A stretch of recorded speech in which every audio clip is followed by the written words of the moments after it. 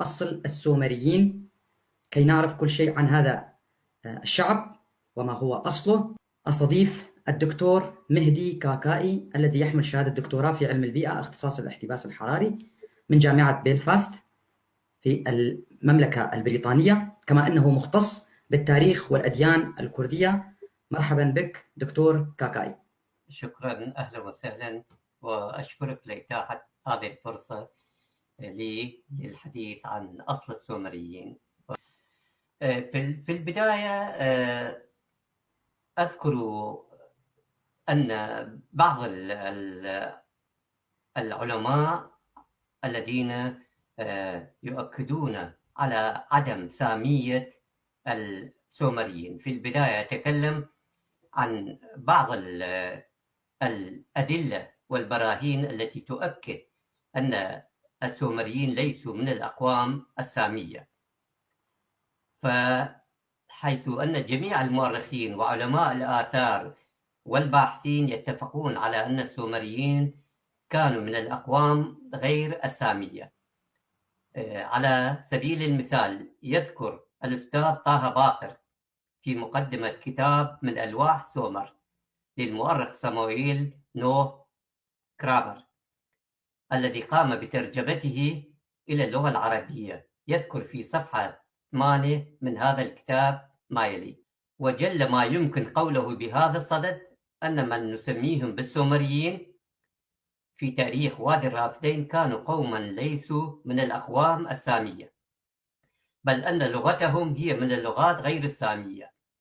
يستطرد المؤرخ طه باقر في حديثه بأن الباحث الإيرلندي هنكس يقول بأن الخط المسماري أوجده قوم غير ساميين، بل أن هذا القوم سبق البابليين في استيطان وادي الرافتين. كما في الأسبوع الماضي في المحاضرة السابقة ذكرت بأن السومريين أتوا من حضارة غوزانا، فكان هذه الأقوام الغوتيون كانوا قد نزحوا إلى جنوب ميزوبوتاميا قبل آلاف السنين من ظهور السومريين. فالسومريين كانوا قوم أو عائلة أو سلالة من الغوتيين الذين كانوا نزحوا أو هاجروا إلى جنوب العراق، وبعد ذلك يمكن بآلاف السنين ظهرت السومريين في تلك المنطقة. نشر الباحث الإنجليزي الشهير هنري رولينسون بحثا في عام 1855 في مجلة الجمعية الآسيوية الملكية، يذكر فيه بأنه اكتشف كتابة جديدة بلغة غير سامية، وجدها مدونة في الآجر وفي ألواح الطين في بعض المواقع القديمة في بلاد ما بين النهرين مثل نفر والأرسا والوركاء.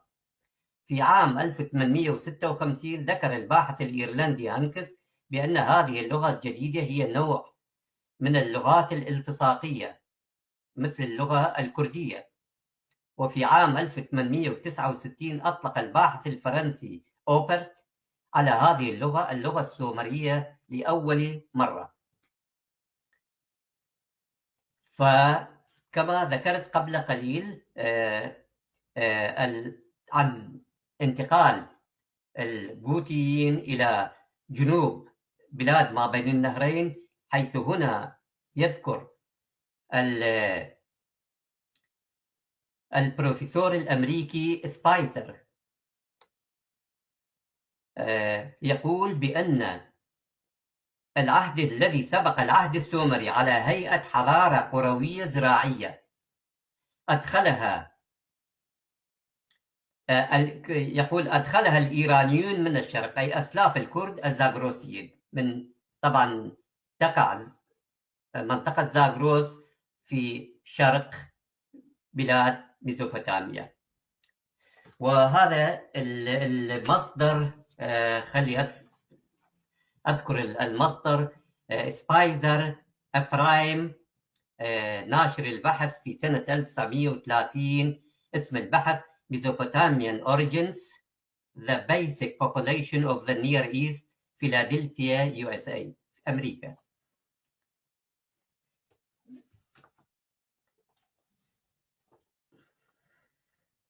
ففي هذا يقول بأن حتى يذكر سبايزر يقول بأن العناصر الجوتية يعني أسلاف الكرد كانت موجودة في جنوب العراق قبل تأسيس سومر، وأسسوا بلاد سومر فيما بعد وشكلوا الحكومات فيها.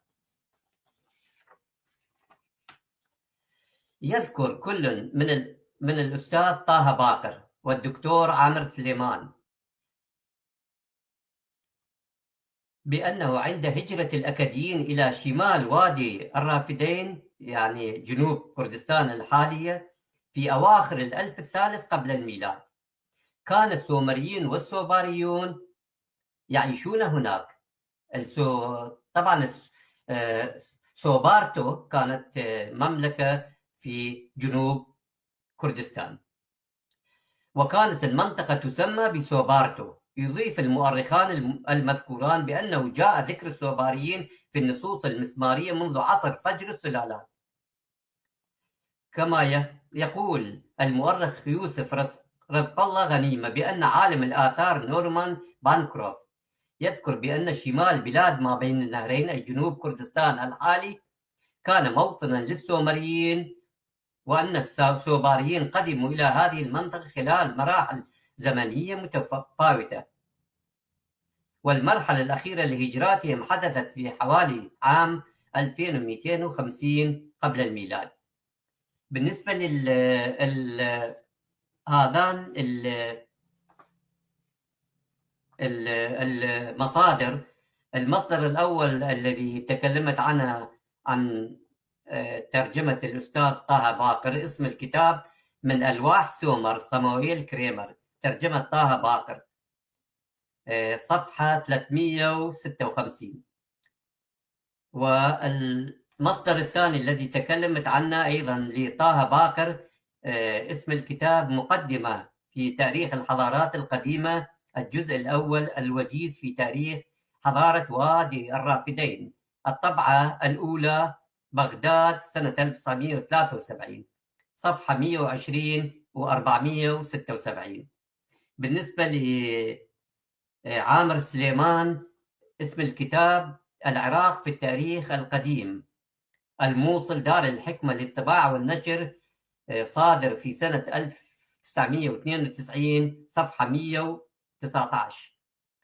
وبالنسبة لكتاب يوسف رزق الله غنيمة اسمه نزهة المشتاق في تاريخ يهود العراق، مطبعة الفرات، صادر في سنة 1924.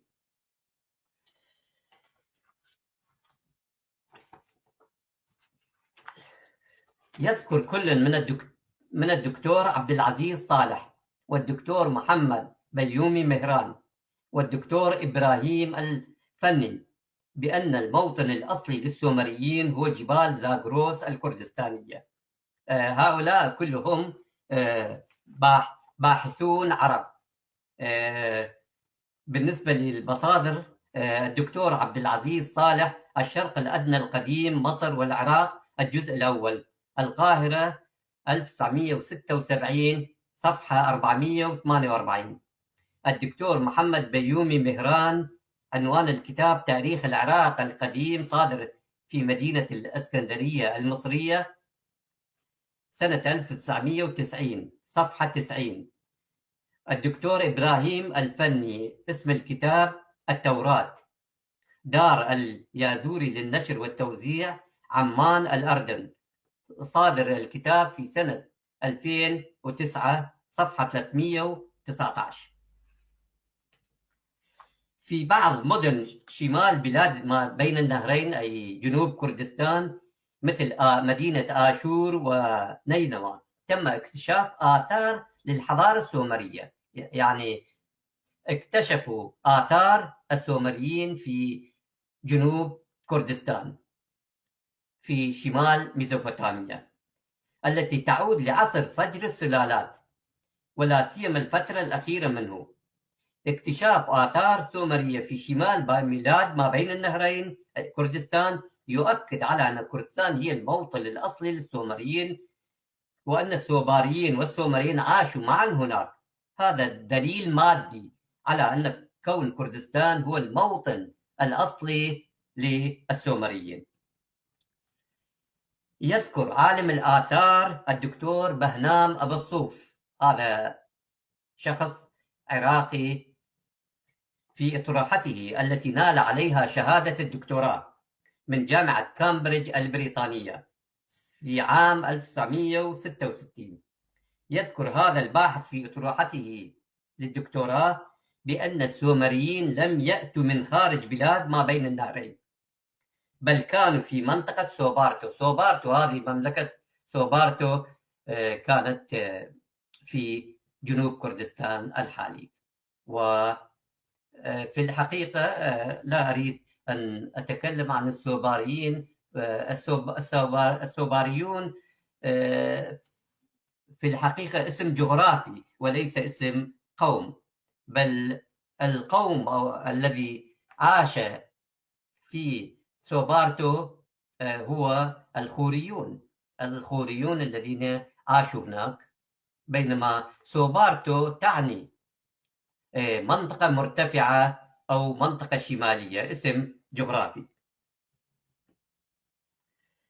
ويضيف الدكتور بهنام أبو الصوف بأن هذا الشعب في زمن ما انتقل إلى الجنوب ونقل معه حضارته، حضارة غوزانا. ما يدعم كلام عالم الآثار بهنام أبو الصوف هو أن إنشاء حضارة زراعية متطورة واختراع الكتابة من قبل السومريين يدلان على أنهم كانوا يمتلكون أسس حضارية متقدمة قبل انتقالهم إلى جنوب بلاد ما بين النهرين. الآثار القديمة التي تم اكتشافها في كردستان تثبت أن كردستان كانت مهد الحضارة البشرية الأولى، حيث قام العالم الأمريكي البروفيسور روبرت جون بريدوت، وكذلك المصدر روبرت جون برايدوت، اسم الكتاب Summary of Prehistoric Investigations in Kurdistan in Relation to Climatic Change, Arid Zone Research number 20, Change of Climate, Proceedings of the Rome Symposium, organized by UNESCO and WMO, page صفحة 251-254، صادر في باريس من قبل يونسكو في سنة 1963. فيقول قام هذا البروفيسور الأمريكي بتنقيبات كثيرة عن الآثار الموجودة في جنوب كردستان. يذكر هذا الباحث بأنه تم الانتقال من حياة الصيد إلى حياة الزراعة في كردستان في حوالي عام 6000 إلى 10000 سنة قبل الميلاد. كما أنه يضيف بأن الشعب الكردي كان من أوائل الشعوب التي طورت الزراعة والصناعة، ومن أوائل الشعوب التي تركت الكهوف لتعيش في منازل بها أدوات منزلية متطورة للاستعمال اليومي، وأن الزراعة وتطوير المحاصيل قد وجدتا في كردستان منذ 12,000 سنة، والتي انتشرت منها إلى جنوب بلاد ما بين النهرين، ثم إلى غرب الأناضول، ثم إلى الهضبة الإيرانية، ووصلت منذ 8,000 سنة إلى شمال أفريقيا ثم أوروبا والهند. نلاحظ أن الزراعة اكتشفت قبل 12,000 سنة من قبل الزاغروسيين، أسلاف الكرد الزاغروسيين، وبعد 4 سنوات وصلت الزراعة إلى أوروبا، بعد 4 سنوات من اكتشاف الزراعة في كردستان. وأيضا نقل الزراعة مع اللغة الزاغروسيين أسلاف الكرد إلى الهند وأوروبا وغيرها من الدول. يضيف هذا العالم الأمريكي بأن الكثير من المحاصيل التي نعرفها الآن كالقمح والذرة والشعير قد انطلقت من كردستان.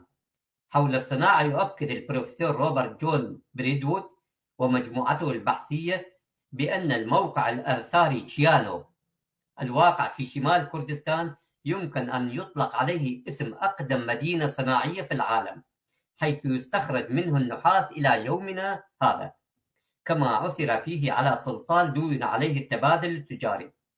هذا يشير إلى أن السومريين المتحضرين كانوا من أحفاد الزاغروسيين الذين ابتكروا الزراعة والصناعة، حيث تعلموا الحضارة وأخذوا الخبرات من أسلافهم الزاغروسيين.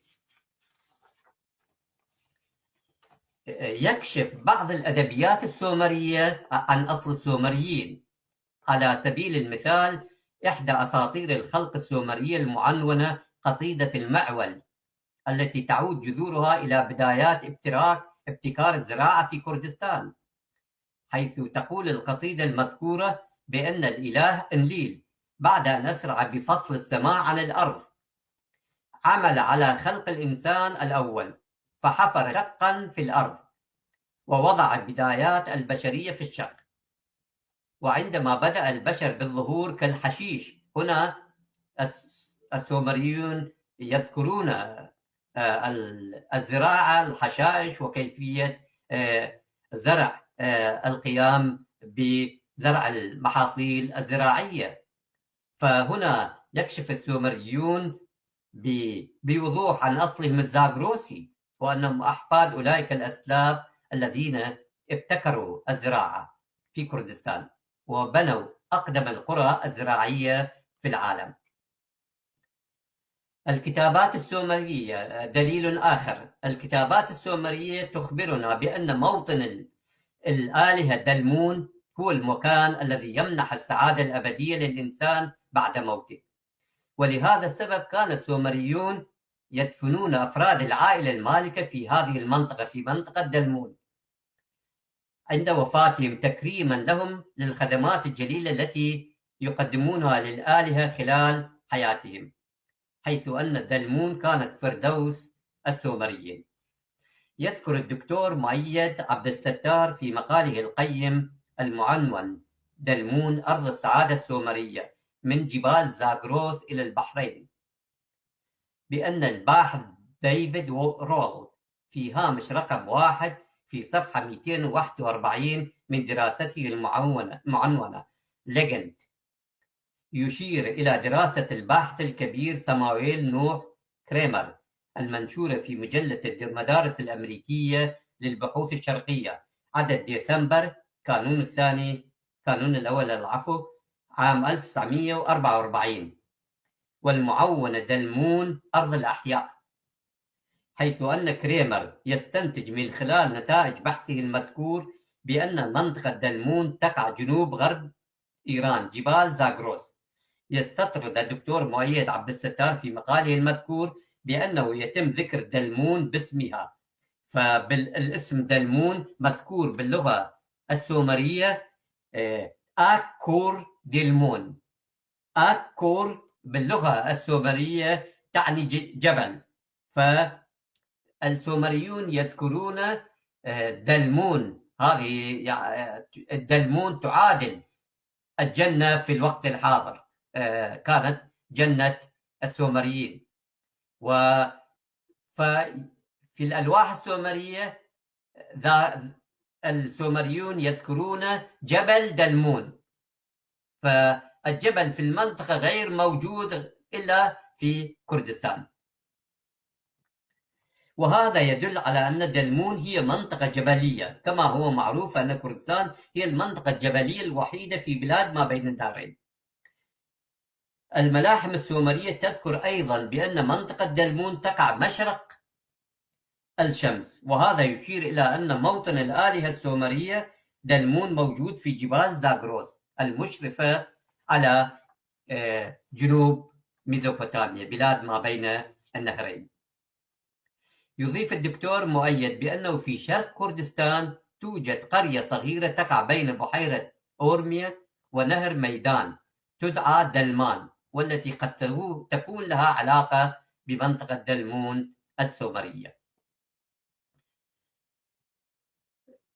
بالنسبة للغة، ملحمة قلقامش نفسها اسمها كردي.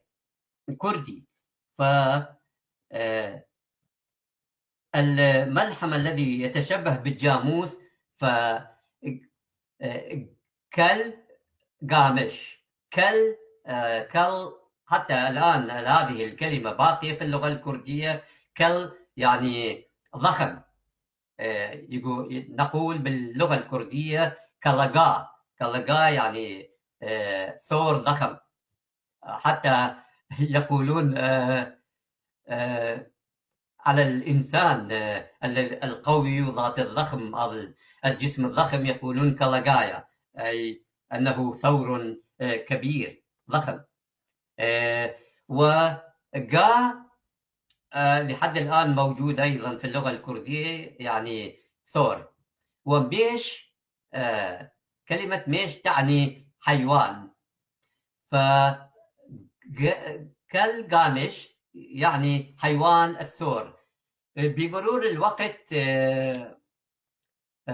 أصبح قامش في اللغة الكردية جاموس بدلا من الثور، حيث تم فصل قا لوحده ثور وميش كحيوان، ومع دمجه مع قا فيصبح قاميش، فأصبح في اللغة الكردية جاموس. والعرب أخذوا هذه الكلمة الكردية قاميش وحوروها إلى جاموس. أيضا لو نظرنا إلى أبطال ملحمة كالقامش نرى أن الأشخاص البارزين في الملحمة يحملون أسماء كردية. مثلا أورنش نابي، هذا اسم الشخص الذي كان يساعد كالقامش في بحثه عن سر الخلود. اسمه يعني الملاح. لحد الآن في اللهجة الكردية اللرية يستعملون شناو للسباحة. شناو يعني السباحة. وأيضا أوفنا بيشتم، هذه أيضا كلمة سومرية، هو اسم جد كالقامش.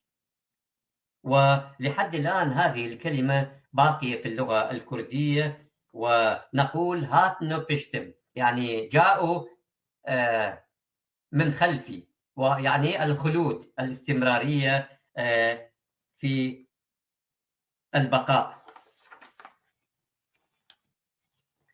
كما أن اللغة السومرية واللغة الكردية لغتان التصاقيتان، فحيث نكتب الحروف مع البعض، وأيضا ندمج كلمة أو كلمتين أو ثلاثة فتصبح كلمة مركبة وتعطي معنى مختلف عن الكلمات التي أتت منها. وأيضا شيء آخر، هذا دليل دامغ أيضا. اسم السومريين هو KNG. يعني البلاد السيدة. لحد الآن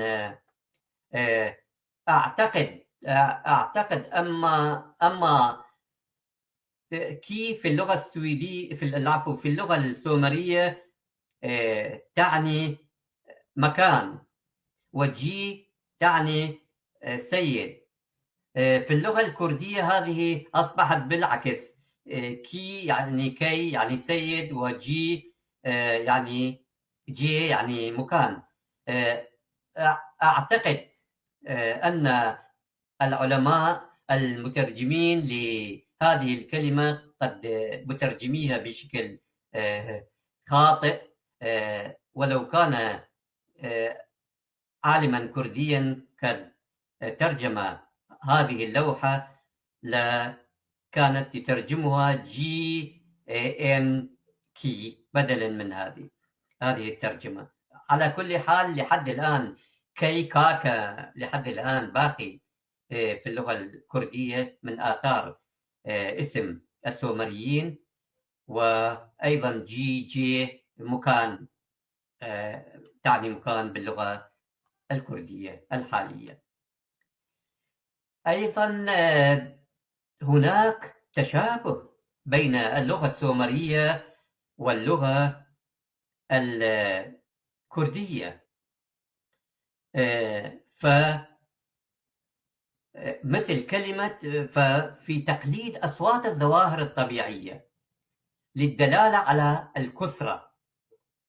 مثلا كلمة تكتك باللغة الكردية التي هي الصوت الصادر من دق شيء ما، وكلمة خرخر التي هي الصوت الصادر من جريان المياه التي أصبحت في اللغة العربية خرير. العرب أخذوا هذه الكلمة الكردية أيضا واشتقوا منها خرة التي تعني هبط أو وقع. نعم، أنا أعتقد تعرف نشرت سلسلة من المقالات وفيها حوالي 250 كلمة كردية مأخوذة من قبل العرب وأصبحت في اللغة العربية، وعملوا بعض التغييرات لتناسب لغتهم ونطقهم العربي. تفضل. فبالنسبة لهذه السومريين والكرد يستعملون نفس الشيء للتعبير عن الكثرة. وأيضا صوت النار قرقر أيضا هذا فرشي مكرر على غرار اللغة السومرية. فحتى العرب يعني أخذوا اسم الله أيضا من اللغة السومرية، وأيضا لها علاقة في تكرار الكلمة للتعبير عن العظمة. فال كان إلههم فكرروا للدلالة على العظمة كما شرحت الآن، فأصبح ال وأصبح في اللغة العربية الله للدلالة على عظمة الإله.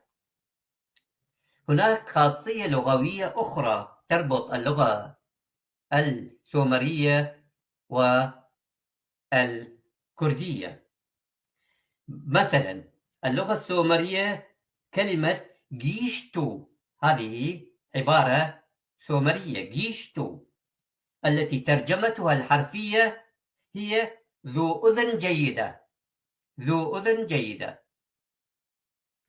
تستعمل اللغة الكردية نفس الصياغة، مثل دست ليها القرتين يعني يد من الأعلى، ولكن يعني تعني رفع اليد من الشيء إلى الأعلى. معناه ترك، دست ليها القرتين معناه واحد يترك الشيء.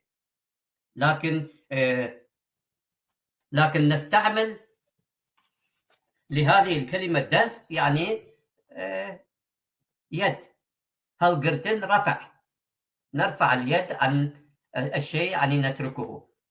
والسومريين كانوا يستعملون نفس التعبير الكردي. مثال آخر، الكرد يقولون تشاو لي بوشين. تشاو يعني عين، بوشين يعني غطاء، نغطي العين،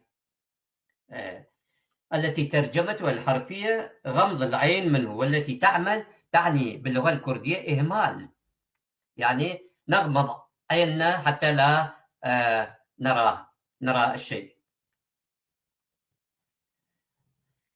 وأيضا كلمة دست بسر، لحد الآن نحن نقول فلان دست بسر. دست يعني يد، وبسر سر يعني الرأس، فدست بسر يعني وضع يديه على الرأس. وهذا نقول فلان دست بسر يعني أسير فلان، أسير، التي ترجمته الحرفية على اليد على الرأس، والتي تعني أسير أو إنسان لا حول ولا قوة له. هذا يذكره الدكتور جمال رشيد أحمد في كتاب دراسات كردية في بلاد سوبارتو بغداد، صادر 1948، صفحة 25.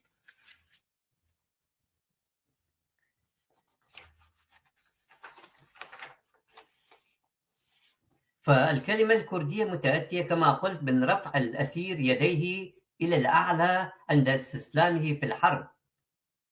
هذه الخاصية المشتركة بين اللغتين السومرية والكردية دليل آخر على أن السومريين هم أسلاف الكرد.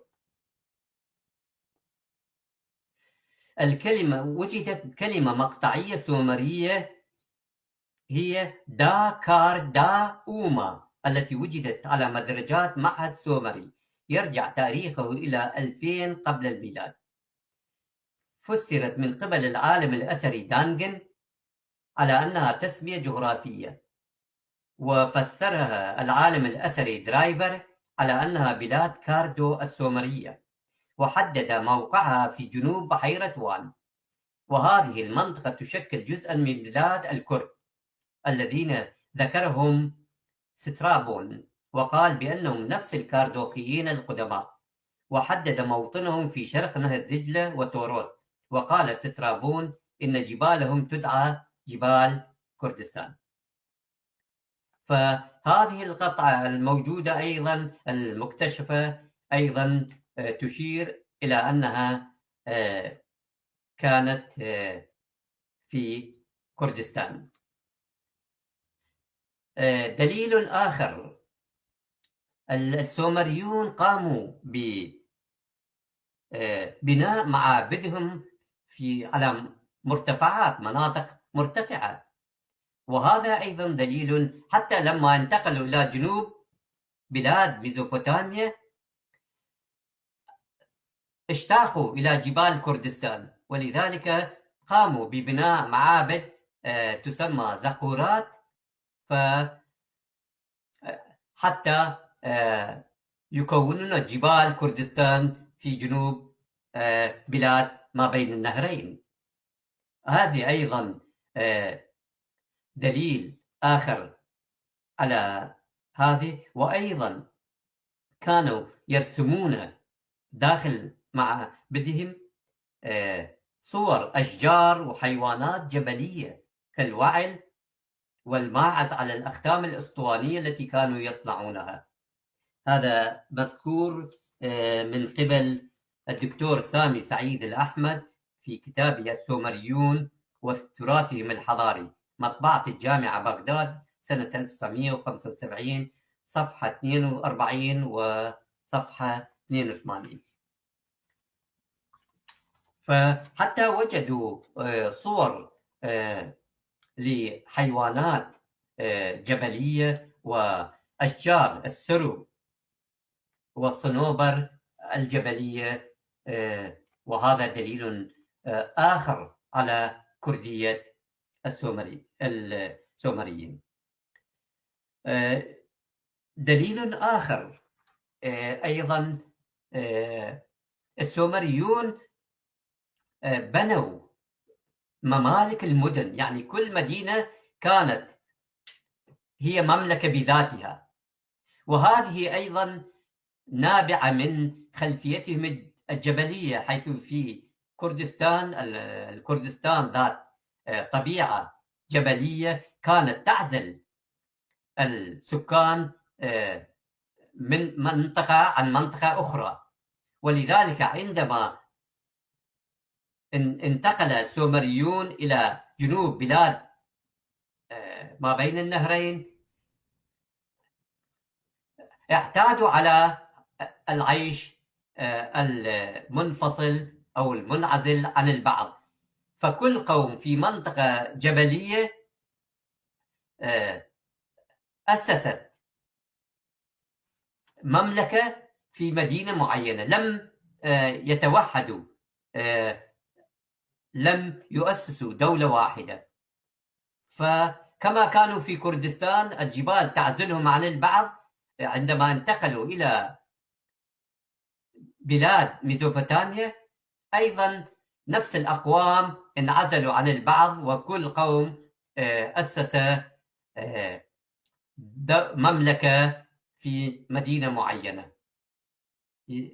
فأيضا لهذا السبب لحد الآن أيضا هذا أحد الأسباب الرئيسية لعدم استطاعة الكرد تأسيس دولة لهم، حيث لحد الآن هذه الثقافة باقية عند الشعب الكردي.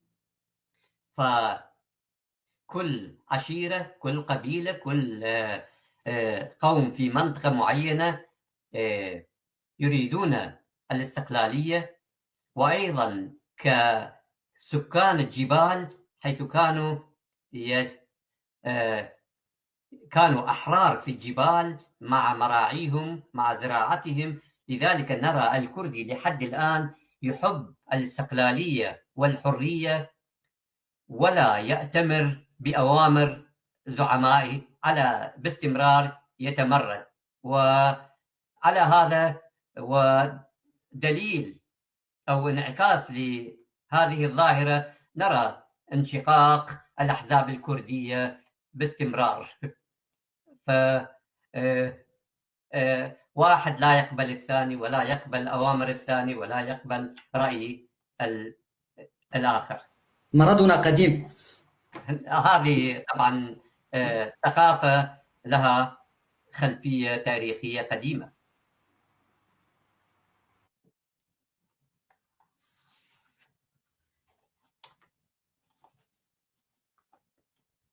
أيضا دليل آخر على كون السومريين أسلاف الكرد، فتبين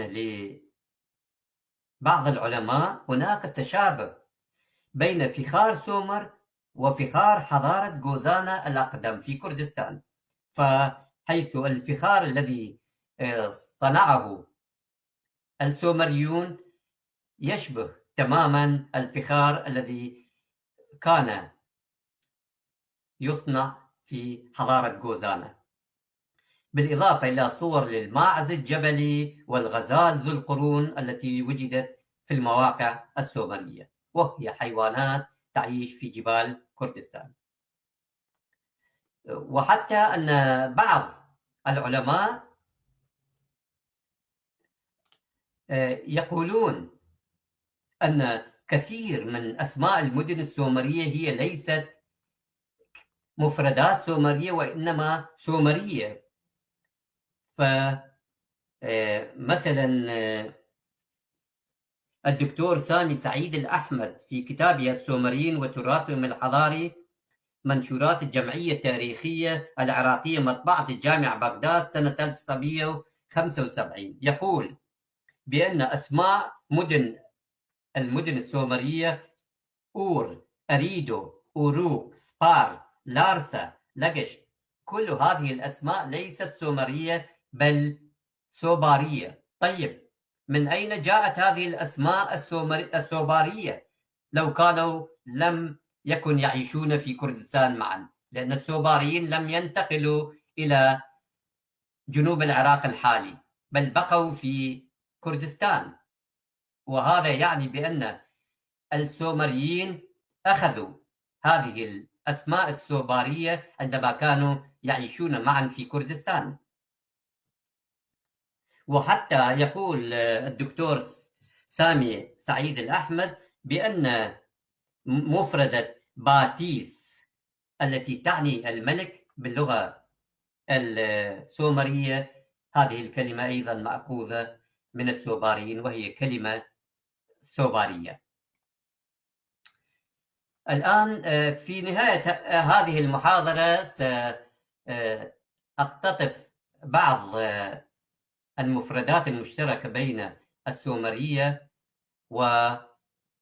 والكردية، لأن هناك مئات المفردات المشتركة، ولكن أكتفي بمفردات قليلة. الآن نأتي إلى مفاجأة كبرى. الآن انتهيت أنا من إثبات أصل السومريين، ونأتي إلى معلومة جديدة ومهمة جدا تتعلق بالسومريين. فكان هناك في وسط لندن كانت هناك بناية يمتلكها العراقيون في التسعينات من القرن الماضي، سنة 1990 1999. فكانت هذه البناية العراقيين، يعني ملك للعراقيين، اشتروا هذه البناية وجعلوها ملتقاهم يلتقون هناك، وأيضا تلقى محاضرات فيه. وكان هذه البناية سموها ديوان الكوفة، هذه البناية في وسط لندن. فكان أحد العراقيين الذين كانوا يزورون هذا الديوان العراقي هو السيد فائق الشيخ علي. فهذا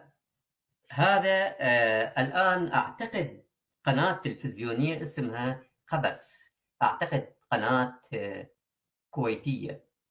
فلحد الآن هذه القناة مستمرة بتسجيل حلقات مقابلات مع السيد فائق الشيخ علي. في الحلقة 37 من هذه السلسلة من المقابلات التلفزيونية، طبعا هذا الفيديو أرسله لي الصديق الأستاذ عادل كاكي، فأشكره على إرساله هذا الفيديو المهم الذي يتحدث فيه السيد فائق الشيخ علي. ففي هذه الحلقة يذكر هذا الشخص بأنه تم إلقاء محاضرة في ديوان الكوفة من قبل العالم المصري أوكاشا الدالي، عالم في الفرعونيات، مختص بالفرعونيات. فألقى محاضرة في هذا الديوان في لندن في سنة 1999. أكد هذا العالم المصري أن آلاف السومريين هاجروا إلى جنوب مصر قبل 5000 سنة، ويأتي بالأدلة التالية على هجرة السومريين إلى مصر. يقول هذا العالم بأن المراكب المصرية المستخدمة في النهر، رموز المصريين هو رأس المركب يكون رؤوس الحيوانات الأليفة. كانت رؤوس المراكب التي يركبوها الفراعنة كانت رأس الكلب أو قطة عند المصريين، يعني يصنعون رأس المركب على شكل رأس كلب أو قطة. لكن عند انتقال السومريين إلى مصر بدأوا يستعملون رأس الأسد ورأس الثور. هذا رأس الأسد والثور ما كان موجود عند الفراعنة. هذه ظاهرة جديدة نقلها السومريون إلى مصر. الدليل الثاني لهذا العالم وهو مصري، يقول المصريون كانوا يزرعون القطن والكتان في مصر في ذلك العهد، بينما لم يكونوا يزرعون الحنطة والشعير والرز. السومريون نقلوا بذور الرز والحنطة والشعير معهم، وبدأوا يزرعون هذه المحاصيل الزراعية في مصر. يقول هذا العالم أن الأهرامات المصرية هي سومرية، فيقول أنها تصميم سومري. يقول بأن السومريين عندما انتقلوا إلى مصر قاموا بدفن موتاهم على شكل زقورات، فحفروا حفرة بعمق 10 أمتار، وثم وضعوا الموتى على شكل طبقات تحت الأرض إلى أن وصلت إلى سطح الأرض. فلما الفراعنة رأوا مقابر السومريين فقالوا طيب أنتم تدفنون موتاكم تحت الأرض، فنحن نريدها فوق الأرض. فبدأ الفراعنة يدفنون موتاهم اعتبارا من سطح الأرض ونحو الأعلى، وهذه صارت الأهرامات التي نراها اليوم. فإذا فكرة الأهرامات مأخوذة من السومريين، حيث أن السومريين الحضارة السومرية سبقت الحضارة الفرعونية بحوالي 1000 سنة. وأيضا يقول هذا العالم المصري بأن السومريين أيضا نقلوا إلى المصريين حرف ج، حيث لم يكن لهم ج، وإلى الآن المصريون ينطقون الجيم ج، فبدلا يقولون جمال يقولون جمال، وجميل جميل. فهذا الحرف ج هو الحرف السومري المنقول إلى مصر. فهذا العالم يقول قبل انتقال السومريين إلى مصر كان المصريون يستعملون حرف الجيم بدل ج. وأيضا نقل السومريون ثقافة سيئة أيضا إلى المصريين. يقول هذا العالم أن السومريين نقلوا أيضا ثقافة الثأر والانتقام. لم تكن هذه الثقافة موجودة عند المصريين فيما قبل هجرة السومريين إلى مصر، فنقل السومريون ثقافة الانتقام والثأر أيضا إلى المصريين.